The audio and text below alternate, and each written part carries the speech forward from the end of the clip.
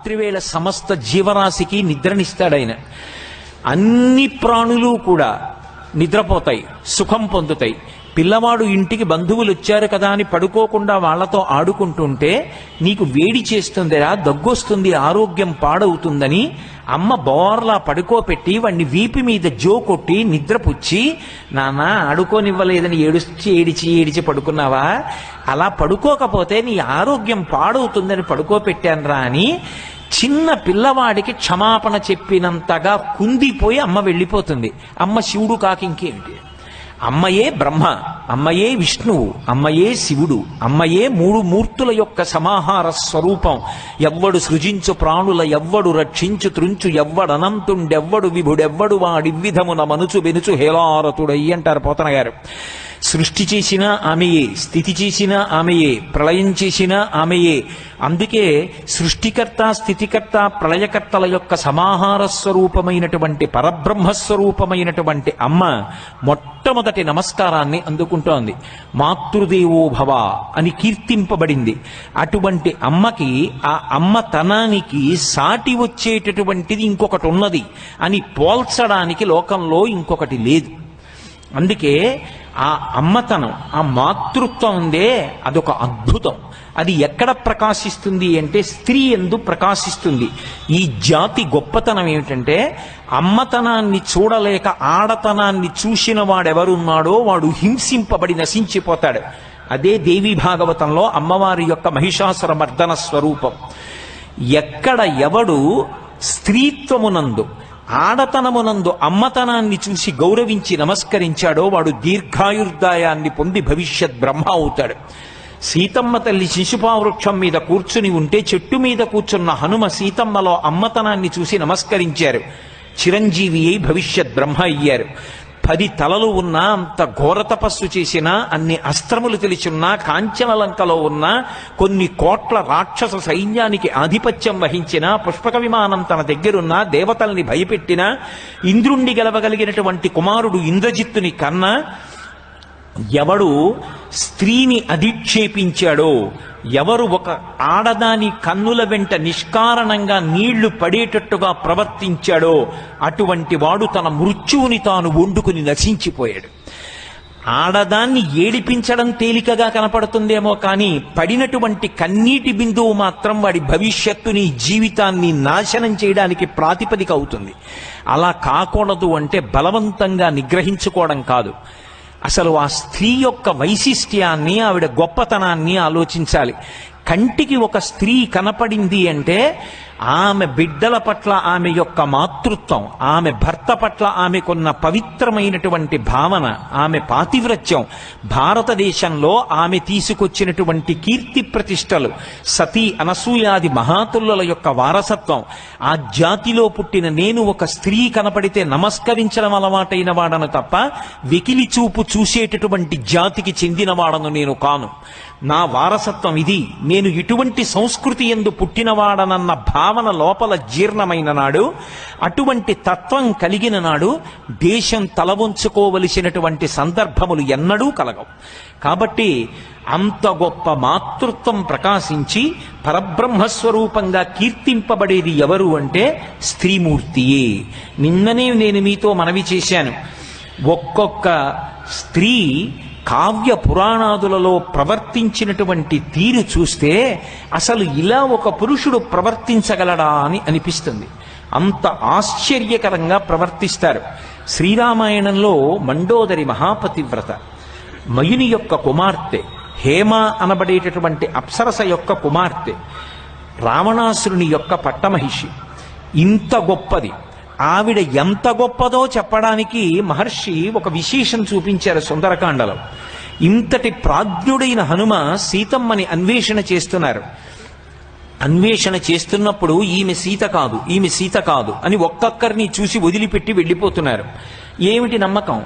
మా సీతమ్మ అయితే రావణాసురుడు అలా హంసతూలికా తల్పం మీద పడుకునుండగా పక్కన అతనితో రమించి వేరొక స్త్రీలను కౌగలించుకొని నేల మీద ఇలా పడుకోదు. ఈమె సీతమ్మ కాదని విడిచిపెట్టి వెళ్ళిపోతున్నారు.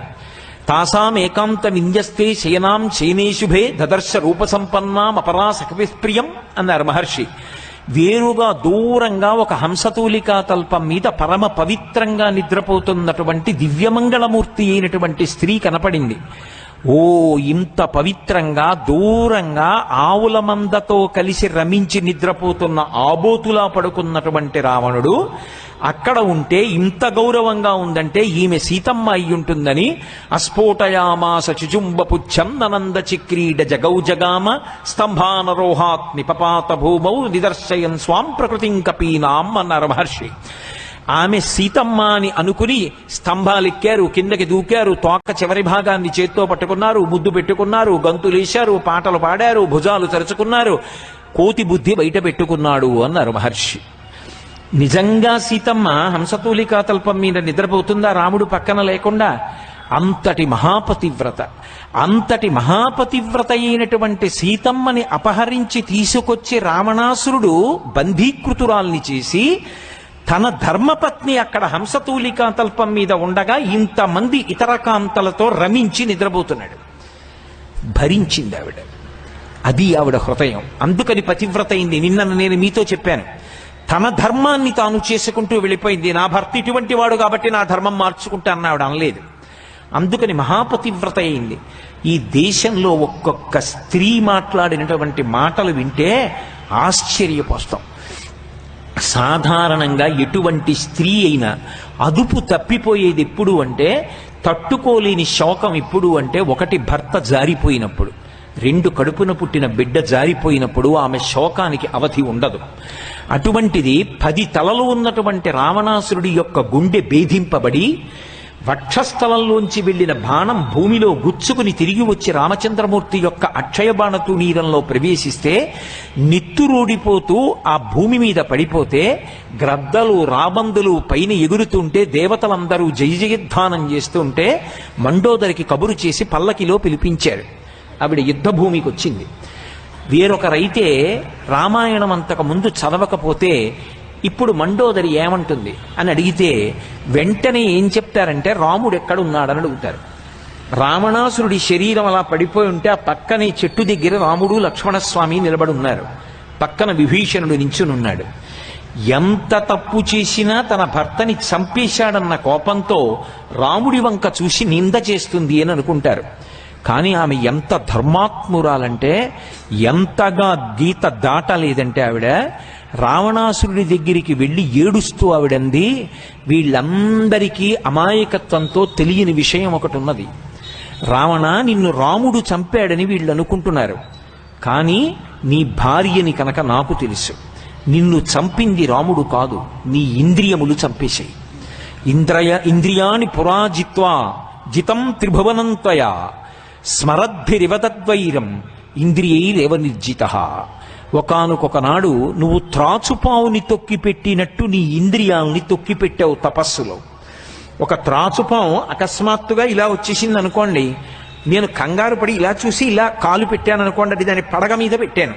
ఇప్పుడు ఆ పావు నన్నేం చేయదు, ఎందుకంటే దాని పడగ నా అరికాలు కింద ఉంది. ఆ పావు నన్నేం చేయలేదని నేను ధైర్యంగా ఉండగలనా? నేనెప్పుడు పాదం ఎత్తుతానని పాము చూస్తుంది. ఎప్పుడు అది నా కాలు కింద నలిగిపోతుంది, ఎప్పుడు నేను పాదమెత్తాలి, ఎప్పుడు దాని దగ్గర నుంచి దూరంగా వెళ్ళిపోవాలని నేను చూస్తూ ఉంటాను. ఒకవేళ కాలు ఎత్తేసాను అనుకోండి, అమ్మయ్య ఎత్తేసాడని అది వెళ్ళిపోతుందా? ఖచ్చితంగా కాటు వేసి వెళ్ళిపోతుంది. నువ్వు బలవంతంగా తపస్సులో ఇంద్రియములను తొక్కిపెట్టావు కోరికల కోసం. బలవంతంగా తొక్కిపెట్టిన ఇంద్రియాలు పగ పెంచుకొని నిన్ను కాట్లు వేశాయి. యుక్తాయుక్త విచక్షణ తెలియలేదు. నాలో లేని ఏ అందం నీకు సీతమ్మలో కనపడిందిరా దుర్మార్గుడా, నిన్ను చంపింది రాముడు కాదురా, నీ ఇంద్రియములు చంపేసేయండి. ఈ ఒక్క మాట లోకానికి అందితే జాతి చెయ్యకూడని పొరపాట్లు చెయ్యదు. రామాయణం చెప్తే తప్పు, భారతం చెప్తే తప్పు, భాగవతం చెప్తే తప్పు, పిల్లల పాఠ్యాంశాలలో అవేవి ఉండకూడదు, మంచి శ్లోకం చెప్పకూడదు అన్నప్పుడు సంస్కారం పిల్లలకి ఎక్కడి నుంచి అందుతుంది? ఏవి అందాలో అవి అందితేనే సంస్కారం ఏర్పడుతుంది. అందుకే అద్భుతమైన మాట చెప్పింది తల్లి. ఇంద్రియములను బలవంతంగా నిగ్రహించావు, ఊరుకున్నాయి. అవి అదుపు తప్పి అవకాశం వచ్చింది, కాట్లు వేశాయి. నాలో లేని ఏ అందం నీకు సీతమ్మలో కనపడిందని అడిగింది. సభాముఖంగా నేను ఒక్క మాటే చెప్పగలను, అంతకన్నా నేను గీత దాటి మాట్లాడడం సభ్యత కాదు. ఒక పాత్రలో పాయసం పోశారు, అది రాగి పాత్ర. వేరొక బంగారు పాత్ర తీసుకొచ్చి పాయసం పోశారు. బంగారు పాత్రతో తాగిన పాయసమైనా అదే రుచి, రాగి పాత్రతో తాగిన పాయసమైనా అదే రుచి.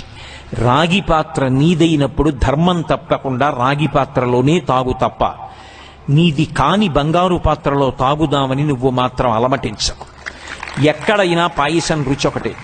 రుచి ఒకటైన పాయసం కోసం పాత్ర యొక్క మిలమిల చూసి నువ్వు కాని గీత దాటావా, భ్రష్టుడవైపోయి కొన్ని కోట్ల జన్మలు జారిపోతావు. వద్దు.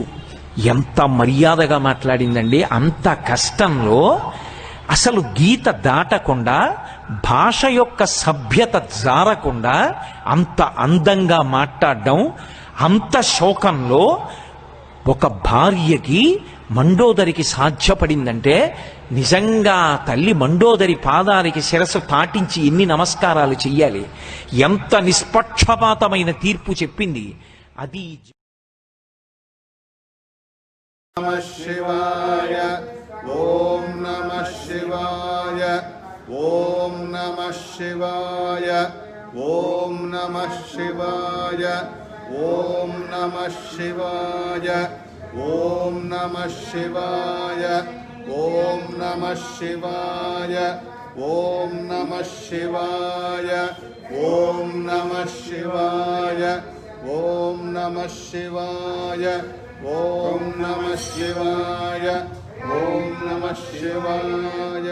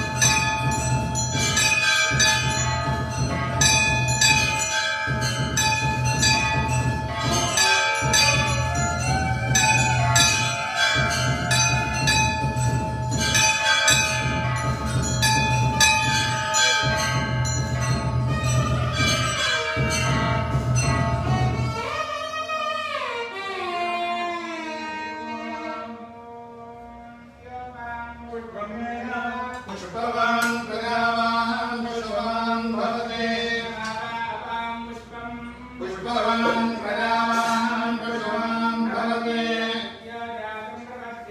नमो नमः भवे भवेनापि भवेन स्ववान् भवाय नमः ज्येष्ठाय नमः श्रेष्ठाय नमो रुद्राय नमः कालाय नमः कलविकर्णाय नमः कराय नमो बलप्रमुदनाय नमः सर्वभूतगणाय नमो मनान्धनाय नमः अघोरेभ्यो घोरघोरतमेभ्यः सर्वेभ्यः सर्वेभ्यो नमः रुद्ररूपेभ्यः तत्पुरुषाय विद्महे महादेवाय धीमहि तन्नो रुद्रः प्रचोदयात् ईशानः सर्वविद्यानाम् ईश्वरः सर्वभूतानां ब्रह्माधिपतिः ब्रह्मणोऽधिपतिः ब्रह्मा शिवो मे अस्तु सदा शिवो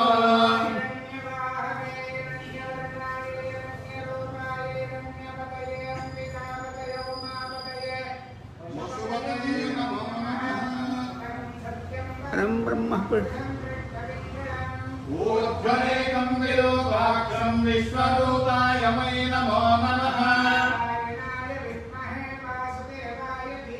तन्नो विष्णुः प्रचोदयात्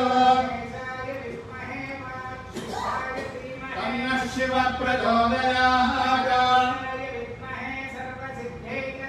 तन्नो भूरि प्रचोदयात् तन्नो दन्ते प्रचोदयात् तन्नः षण्मुखः प्रचोदयात् तन्नो नन्दे प्रचोदयात्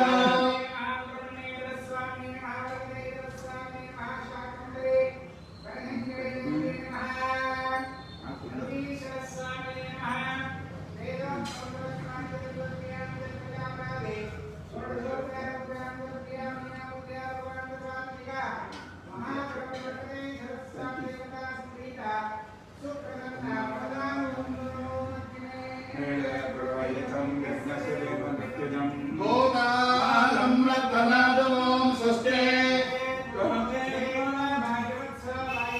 देवोऽस्तविदा प्रार्थयत्वेन च मायर्मणेवं स्वस्ते विभोजातस्य बलेदेवं स्वस्ते सैन्यारविष्टवन्तनः ॐ स्वस्ते वर्णस्वरः सामसन्धानः ॐ स्वस्ते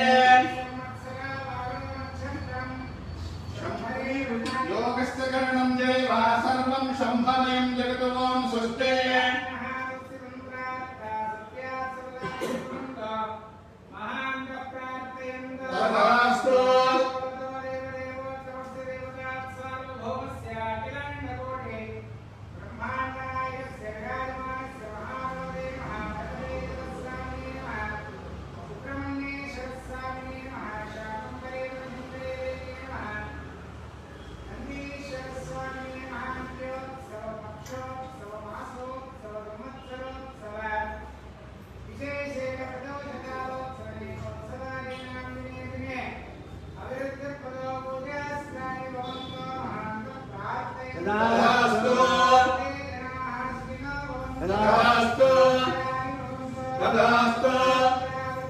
तथास्तु यजमानस्य मामाः